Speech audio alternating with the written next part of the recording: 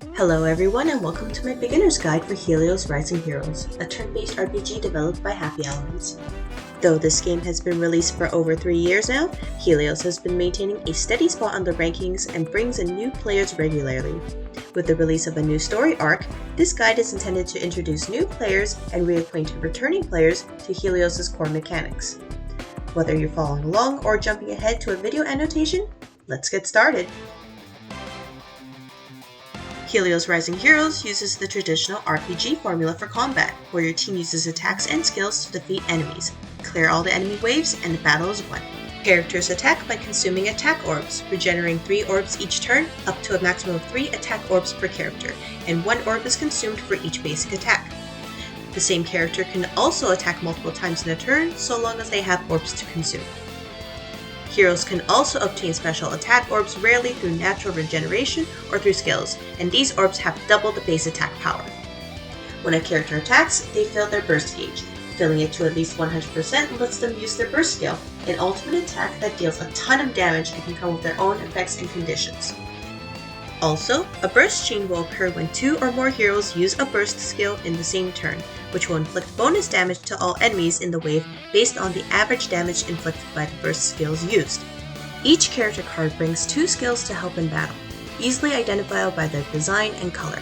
Generally, orange skill icons provide direct status buffs, like attack up or crit rate up, which can either grow stronger with repeated uses or provide a consistent effect each time it's cast. Red skill icons are skills that immediately inflict single or multi-target damage or inflicts echo damage, damage that is inflicted onto the enemy after meeting certain requirements. Blue skill icons are debuffing skills that can lower enemy stats or inflict ailments. Teal skills are support skills that typically regenerate attack orbs or the burst gauge, and green skill icons are healing skills for target allies or the entire team, which increases in strength depending on the user's attack. However, there are skills that can fall under multiple categories, so don't take this as a one-size-fits-all classification. Each ally and enemy has an attribute: Brave, Technique, Cool, and Passion. Attacking an enemy with an attribute advantage provides an extra 30% damage bonus, while attacking with a disadvantage reduces the total damage dealt by the same percentage. This also applies to enemy attacks, so be careful. Additionally, there are some enemies with the pure attribute, which doesn't have any advantage or disadvantage against any other types. Almost every card comes with a link skill that provides bonuses to allies when chaining their attacks together. The further the chain, the stronger the effect. Link strength isn't affected by the heroes you use in the chain either, only the order of attack matters. There are also 2 cards that are the exception and don't have any link skills, but it's intentional due to lore reasons. Lastly, each time an enemy takes a turn to attack, they fill a segment of their special attack gauge. If it's completely filled, be prepared to take a lot of damage. Building your characters is a key part of your account progression, not just to have an easier time in battle with higher stats, but also because raising your cards unlocks some really beautiful anime CG art. Leveling a card takes training tickets and coins, which you can get by completing dailies and playing events. Unlocking higher level caps requires duplicates or consuming hero emblems, which are obtained by getting more copies past the 5th one. Of course, if you do have a higher rarity card, you might be looking for ways to raise their level cap through limit breaking, and might find that you can use hero emblems to do so. I strongly advise you to avoid that pitfall if you're trying to progress through early game content more easily. This is because emblems are a currency used to raise the level cap of hero and come in 2 varieties: general and character specific.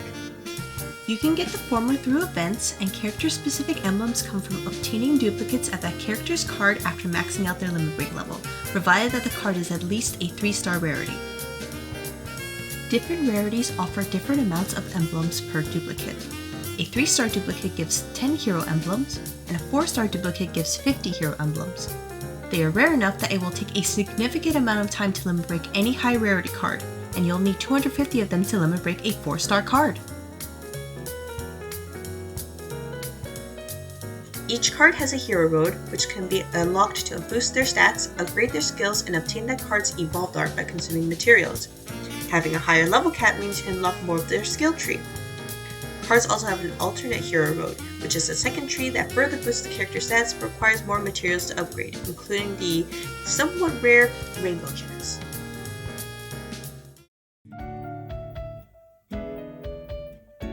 Frames are Helios Rising Heroes' take on equipment, providing bonuses when equipped. Characters can use the Frame's active skill if they match the characters listed at the top, and its passive skills are also applied in this case. However, completely upgrading the Frame to its max limit break lets the passive skills apply to anyone regardless of level. Frames are leveled using upgrade materials and coins, like character cards. Players can also raise their level cap by getting duplicates or using a Frame booster of the appropriate rarity.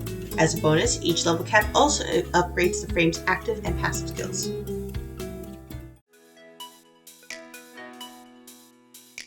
Now that we've covered the core mechanics in Helios Rising Heroes, here are 3 things to keep in mind when starting out.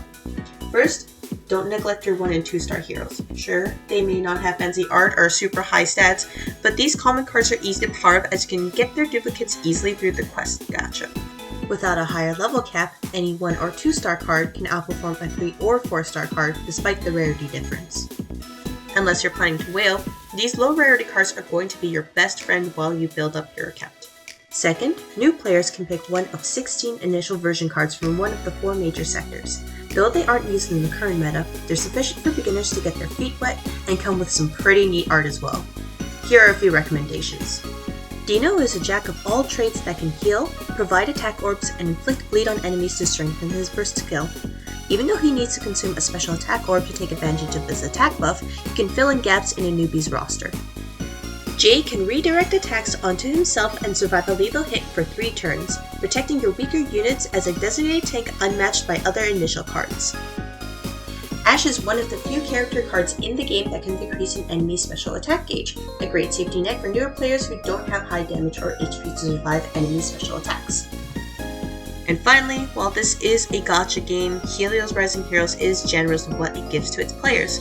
Some of the most recent welfare units are extremely powerful with either raw damage or powerful buffs, and team cohesion is more effective than using meta characters that don't work well together. This is a single player game. There's no need to compete against others, so play the game how you like. That wraps up my beginner's guide to Helios Rising Heroes. If you got this far, I'm sure that a lot of information has just been thrown away. However, there's no rush to speed ahead, and the new year is on the horizon. A sign for easy rewards for players to take advantage of. If you enjoyed the video, I'd appreciate it if you consider subscribing to the channel. Otherwise, I'll see you all next time.